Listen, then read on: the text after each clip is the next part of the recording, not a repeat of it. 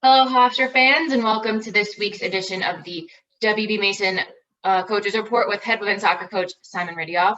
My name is Rachel Vogel, and coach, excellent week for the Pride this past week, coming off a dominant 7-2 victory over Towson on Saturday. Coach, would you just open up with some quick thoughts on how you thought the Pride did this past game, other than an unbelievable offensive outburst? Yeah, I was seriously concerned, to be honest.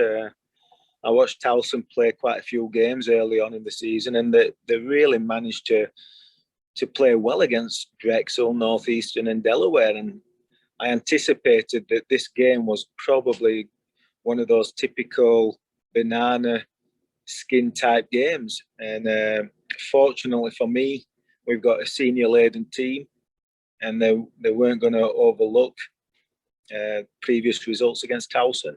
And we came out firing, and I think the first goal in the first minute really helped settle the nerves, especially on senior day, and allowed us to pursue further goals and move forward through that game.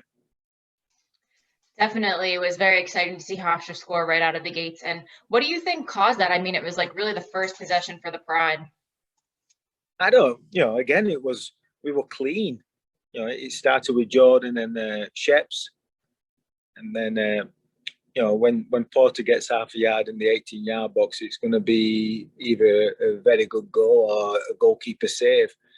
And fortunately for us, she connected very well. It was a fantastic goal from build-up to finish.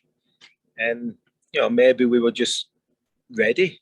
Sometimes you look at the warm-up and think the team's ready and they're not. And other times you don't think they're ready and they are. So I can't put my finger on it.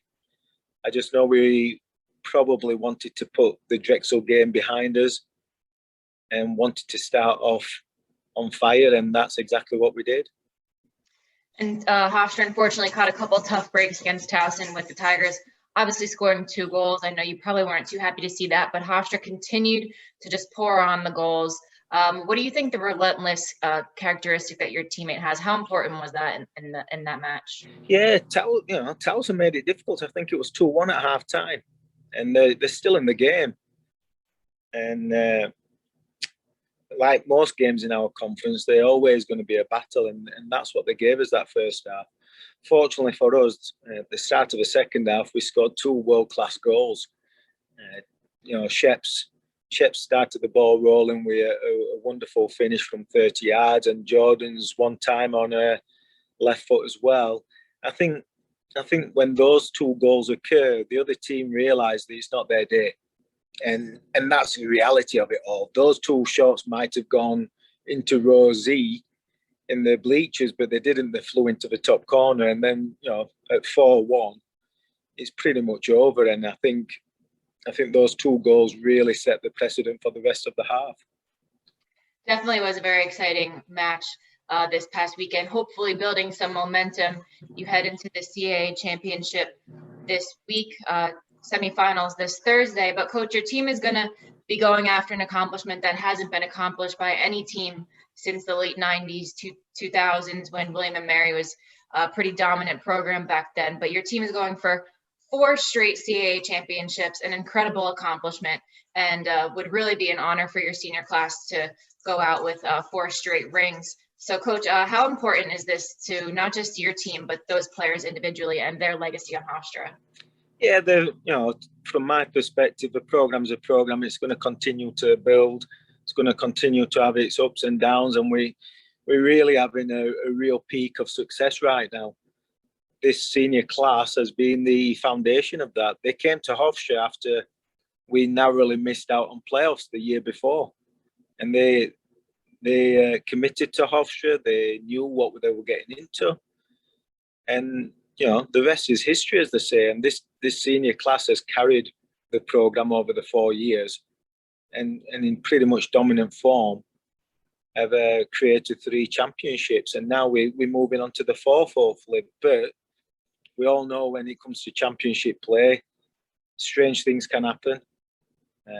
We've still got COVID to deal with. We've got protocols to deal with. We've got a neutral site to deal with.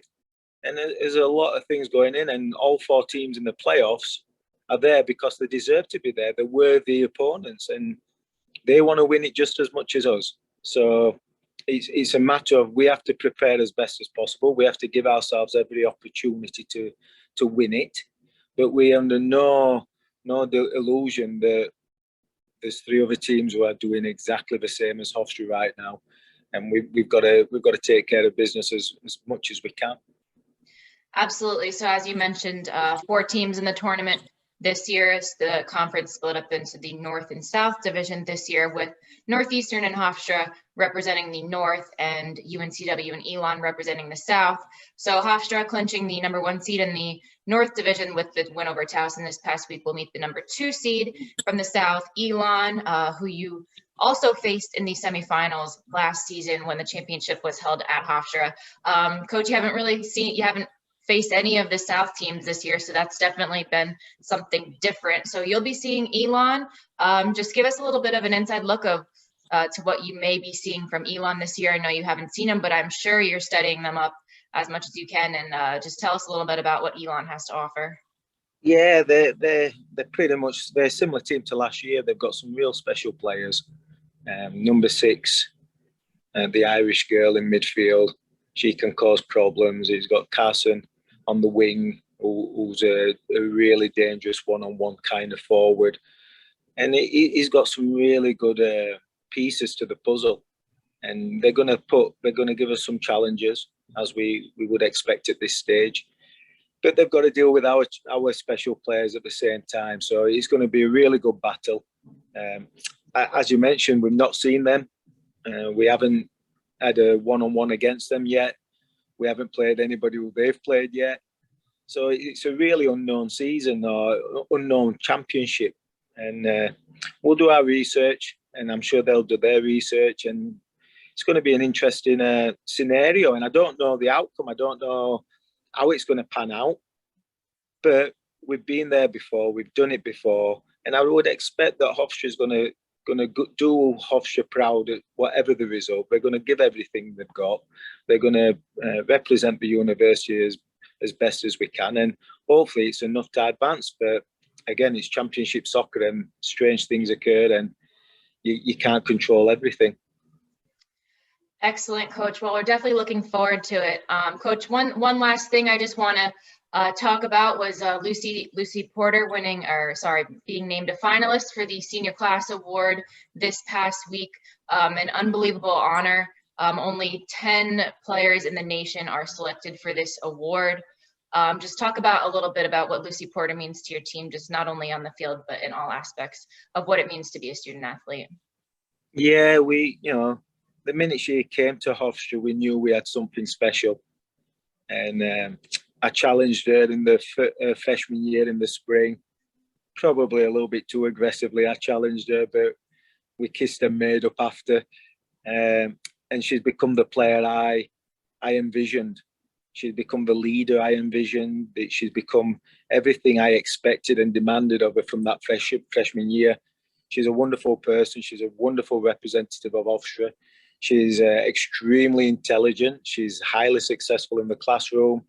And she gives everything she's got to the community and to our team. And, much like most of our senior class, to be honest, but fortunately for Lucy, she scores a lot of goals, and she's got all the backing of the academic and community service, and she's in a really good position in that top 10, which is a tremendous accomplishment already for our university, and it's good for the national landscape to get our name out there.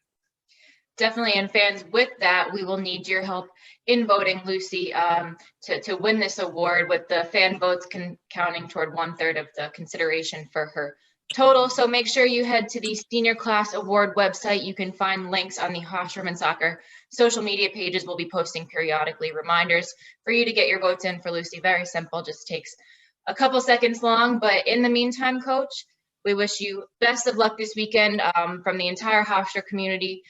Really looking forward to seeing the pride shine in the CAA championship this weekend. So fans, once again, reminder, Hofstra versus Elon, number 1 from the North, number 2 from the South.